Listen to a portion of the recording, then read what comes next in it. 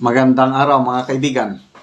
Pag-usapan natin ngayon yung paghahanda para sa malakihang rally ng Iglesia ni Cristo. Tingin ko tuloy na ito despite sa mga balibalita na hindi na daw matutuloy. Nako, may mga lumabas na mga vlog na hindi na daw matutuloy. Disagree ako doon. Okay. So, pakinggan natin ang balitang ito. Mamaya, pag-usapan din natin yung confidential funds ng Office of the President na napakalaki. Yung report ng COA tungkol nito. Ito, ang balita. Posibleng matuloy na ang INC rally. Yan ang balita. Sa loob ng linggong nito, ang malaking rally ng mga miyembro ng Iglesia ni Cristo sa una ng ipinangako ng naturang organisasyon na pagsuporta sa naging pahayag ni Pangulong Ferdinand Bongbong Marcos Jr. na walang magandang maidudulot ang impeachment laban kay Vice President Sara Duterte. Gayunman ay wala pang desisyon ukol sa naturang eksaktong araw kung kailan may sasagawang nabanggit na rally. Patay na rin sa impormasyon na nakuha na pula sa ilang miyembro ng naturang sekta ng relihiyon. Sa naunang pahayag na nilabas ng Iglesia ni Cristo, sinabi nila na magsasagawa ng rally ang mga miyembro nito upang ihayag ang kanilang pakikisa sa naging pahayag ni Pangulong Marcos na hindi sang-ayon sa anumang impeachment dahil marami mga problemang kinakaharap ang bansa na dapat nang mas unahin. Una na nga rin sinabi ng Metropolitan Manila Development Authority na nakikipag-ugnayan na ito sa doon sa pamunuan ng Iglesia ni Cristo upang mapaghandaan ang isasagawang marcha para hindi ito magdulot ng matinding trapiko sa mga lansangan. Sa kasalukuyan ay dalawang impeachment complaint na ang inihain laban kay Vice President Sara Duterte. Una na ring dumistansya ang Palasyo Malacanang sa dalawang magkasunod niya na reklamo. Tulad naman po ng komisyon. Yun. Balita ng mainstream media yan ha. Papalapit na ang rally ng iglesia, nakikipag-coordinate na ang MMDA sa pamunuan ng iglesia para pag-usapan yung flow of saan sila magmamarcha. So, ito, mga palatandaan na tuloy ang rally ng iglesia. Kasi kanina may vlogger akong napanood na hindi daw official statement ng INC yung in-announce last week, yung sa ganang mamamayan, hindi daw yun official statement ng iglesia. Hindi ako maniwala kasi programa nila yun everyday napapanood natin sila, yung si Congressman Marcolita at yung dalawa pa niyang kasama. Kalimutan ko lang pangalan. Sila yung nag-break ng news na ang iglesia magsasagawa ng rally. Siguro may mga natatakot lang. May mga natatakot na grupo na matuloy ang rally ng iglesia. Kaya yun. Meron din akong napanood kanina na isang pro-BBM vlogger na millions ang followers. Ganon din yung topic na totoo ba na hindi na matutuloy ang rally ng iglesia? Basta ako naniniwala na matutuloy kasi para naman ito sa kabutihan ng lahat. Di ba? Sinusuportahan nila ang opinion o kahilingan ng Pangulong Marcos Jr. na huwag ituloy ang impeachment dahil walang maitutulong sa bansa. Magkakawatak-watak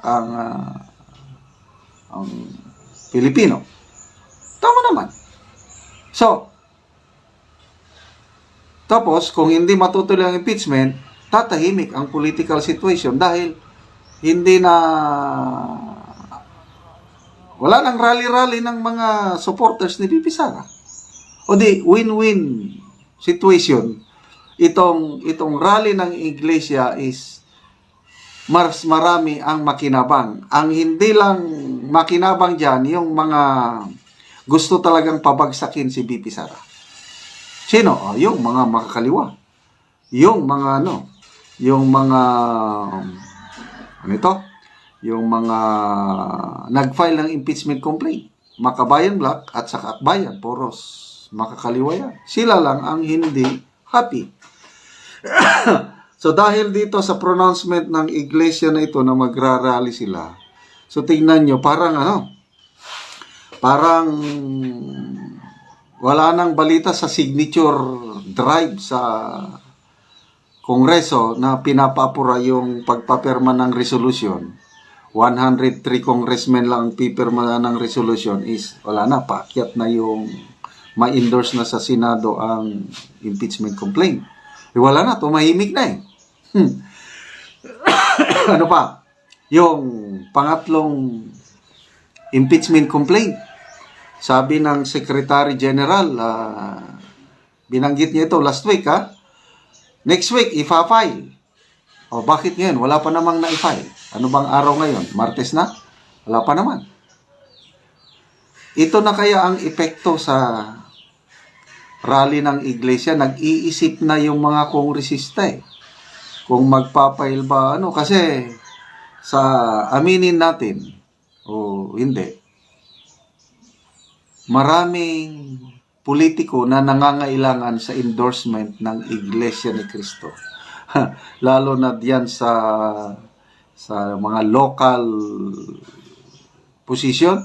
Nako, kung di kita ng laban at ang isang kandidato nakuha niyang endorsement ng iglesia, halos 90% ang sumusunod sa guide ng iglesia kung sinong botohan. So sa isang lugar, example, isang syudad, halos lahat ng syudad may iglesia ni Cristo eh. Hindi naman lahat ng bayan siguro, kaya lahat ng mga syudad, lahat ng mga malalaking bayan may iglesia ni Cristo. O, di, malaking bagay yan. Kaya, sana, let's pray mga kababayan kong Pilipino. Pro Marcos ka ba o pro Duterte?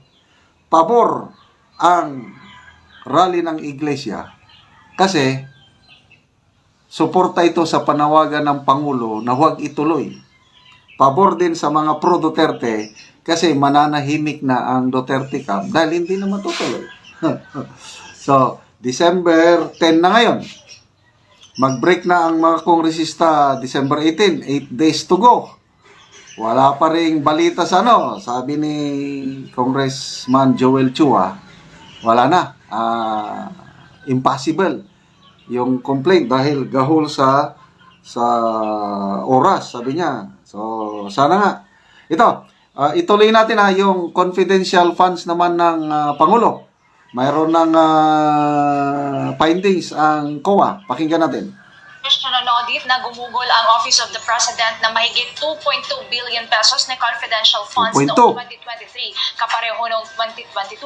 Base po sa 2023 audit report, ipinaliwanag ng COA na ginamit ang naturang halaga ng confidential funds sa ilalim ng Office of the President para sa mga gastusin may kinalaman sa surveillance activities sa mga civilian government agencies para suportahan ang mandato o mga operasyon. Maliban dito, gumugol din ang Office of the President ng 2.3 billion pesos na intelligence fund na ginamit naman po yan. Oh, di ba? Ang laki. 2.2 billion ang confidential funds, 2.3 billion ang intelligence funds. 4.5 lahat. Ang Office of the President ang may pinakamalaking pundo, ang may pinakamalaking gastos when it comes to confidential and intelligence funds. Ang tanong, ginamit ba yun ng tama? Bakit hindi iniimbestigahan ng yung mga confidential agents? Binubusisi ba nila? Bakit ang binubusi na yung 2023 na paggamit ng Office of the Vice President ng kanyang confidential funds is unqualified opinion. Clean report. Walang reklamo ang COA. Sa Office of the Vice President, hindi lang ito pinag-uusapan sa mainstream media, hindi binabanggit sa Kongreso. Ang remaining problem lang sa OVP, yung 2022, na hindi pa naman final and conclusive yung findings ng COA. So, dapat maging patas sana lahat. Kaya, sabi nga na Atty. Sal Panelo, ang pakay ng lahat nito is pamumulitika. Gusto nilang i-disqualify si BP Sara sa 2028. Kasi kung magtagumpay sila, makonvict si BP Sara, matanggal siya through impeachment, hindi na makakandidato si BP Sara by 2028. Kailangan, salamat at may rally ng Iglesia ni Cristo. Yan ang alas ni BP Sara.